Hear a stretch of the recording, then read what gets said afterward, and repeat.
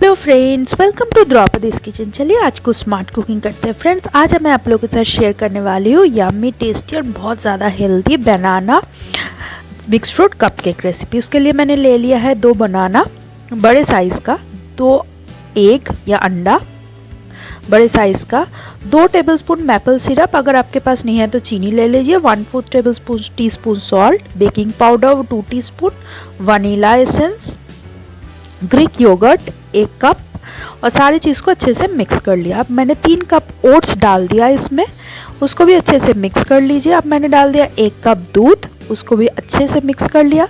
अब एक muffin tray में हमने ये सारे कपकेक वाले मोल्ड में डाल दिया और कुछ फ्रूट्स, अपने मनपसंद फ्रूट से आप ऊपर से डाल दो और बेक कीजिए 20 to 25 मिनट्स। और रेडी है हमारा यम्मी टेस्टी बनाना मिक्स फ्रूट कपकेक्स। तो कैसा लगा आज की रेसिपी?